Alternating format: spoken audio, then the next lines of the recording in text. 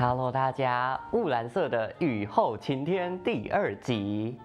上一集我们看到九慈和武七两位前同事，也是前一夜情对象，在多年后重逢了。此时两个人都陷入低潮当中，也是在这个时候，两个人似乎要重燃旧爱，发现彼此都忘不了那一晚，也似乎在重逢之后对彼此重新心动了。我们继续来看看这两个人的故事，还会发生什么有趣的事。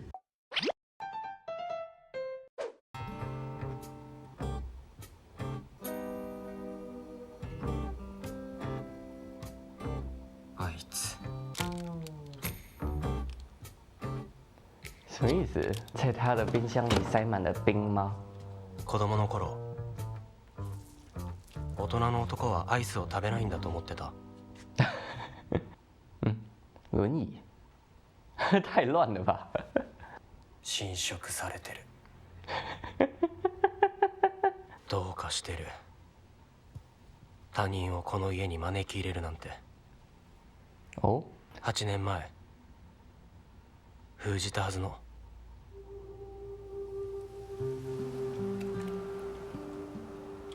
大丈夫か？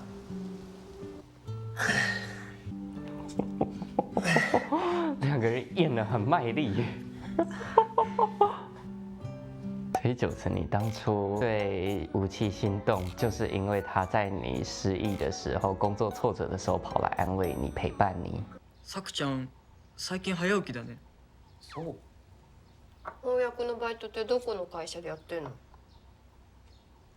会社じゃなくて個人。MR 時代の同僚。あ、お友達ってこと？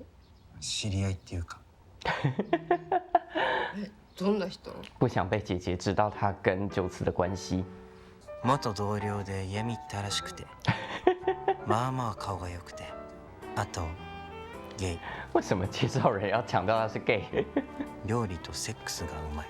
这只是他自己心里想啊，怎么可能跟姐姐介绍这个？お前ってどんなやつ？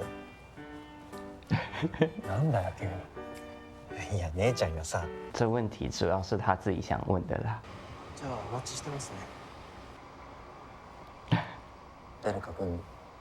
澤田さん、うちに来てもらってたヘルパーさん、死んだ父親の。哦，是爸爸。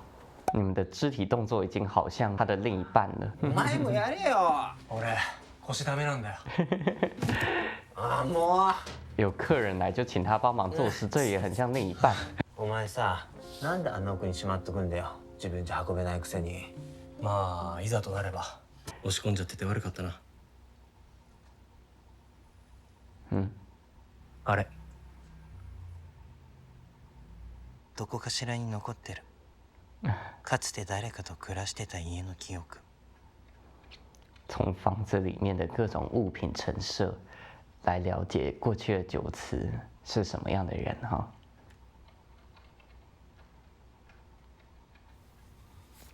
这个没たった2回寝たぐらいで深入りできると思うほど。ありがとう。重かったでしょ。哇，看护年纪也这么大了サニタリー用品は全て未開封ですけど、2年経ってますんで一応確認お願いします。これに乗ってお庭のお花、吉春さんと一緒に見たわね。怎么觉得看护很怀念，但是九慈有点唯恐避之不及，把它藏得很隐秘。冷た。你还是接受了他的冰棒了嘛？就接受了武器侵入你的生活了。一口もらい。お前、おい。哦，やべえ。頭に金。武器小妖精，小动作。俺、大人になったらアイスは食わなくなると思ってた。うちの父親は食わなかったんだよ。子供の食べ物だって言って。不知道他跟他爸爸有什么过去的恩怨吗？まともに食卓囲った記憶もあんまないしな。父子有一些议题，结果都还没解决，爸爸就离开了。子供の頃見てた父親はいつも背筋伸ばして気難しい顔した。中1の時に母親が死んでもそれは変わらなかったし。他一直都很孤单呢。一回の本なんてまだほんの一部だったんだな。哇，大学でアメリカ文学の先生やったり哦，出版翻訳やったりしてた。哎，でも8年前病気が見つかって。それで会社辞めたのか。哦， MR を生涯の仕事にする気はなかったし、父親から翻訳を学びながらここで暮らすのも悪くないって思ってさ。你跟爸爸关系也不亲，你还想继续待在这个家？頑固な父親のことだからいろいろ言うかと思ったけど、結構あっさり承諾してくれて。己の知識など取るに足らないということを常に自覚しろ。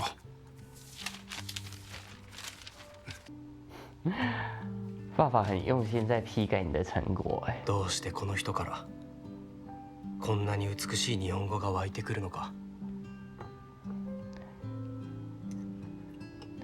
你也会关心爸爸。爸爸虽然一语不发、面无表情，但还是顺手接过了那杯茶，顺手接受你的关心。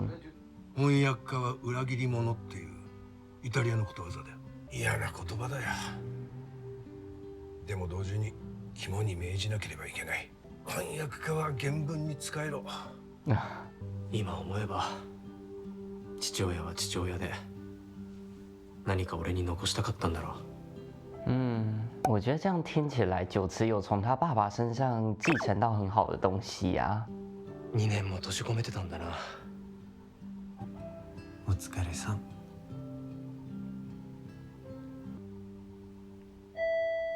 哎，是有谁会来光顾九慈家啊？快递，好啊。春の歌のゲラだ。ソングオブスプリングのやつ。そう。結局俺のタイトル案ボツかよ。最終的な判断は編集がするし。好きなんじゃん仕事。翻訳。別に。照れんなよ静香ちゃんよ。離れろ。两个人的肢体动作、肢体接触越来越自然了哈。又有什么他不想面对的电话吗も？しもし。俺帰るね。九慈你不挽留他吗？あ、これ俺がコンビニ行く用のサンダル置いてて。侵食されていく。あれが最初で最後だと思ってたのに。每次九慈在思索他跟武器的关系，都一定要回忆一次床戏吗？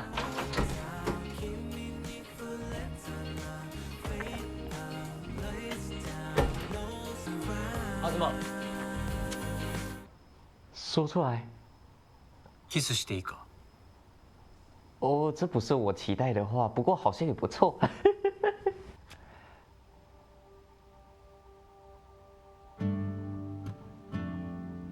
你们两个都上过床了，还吻得这么小心翼翼啊！おやすみ。何が違うんだろ也许你应该问问，有什么事情其实一直都没变，只是你之前没有期待，没有注意到。今夜のキスは。啊，刚才是穿着他的拖鞋出去追他。这一集呀、从一开始武器的心里的一个疑问，九慈到底是什么样的人，开始展开九慈的故事。东亚的父子关系好像真的到了一个阶段，到了一定的年纪，就会开始尴尬，就会开始变得不懂得如何说话，就会变得心里有千百种思绪，却是一句都难以开口啊。虽然在九慈的回忆里，爸爸总是有诸多的缺点，但是可以感受到，在九慈心里面，哇，爸爸那真的是一座山，是他仰望的对象，也是他在那几年间关在那个屋子里面，维持着疏离却又温暖的关系的唯一的一个羁绊，唯一的一个人。完全可以想象，九慈那几年大概也没什么社交，也没什么在跟过去的朋友联络，甚至可能都没有其他家人，唯一的人际关系就是爸爸。所以虽然九慈对爸爸有诸多的抱怨啊，当然他对谁都有诸多的抱怨啦，对武器也一样。但是我们知道，其实抱怨的越多，代表你心里是越在乎这个人的，而他也确实长得越来越像他爸爸了。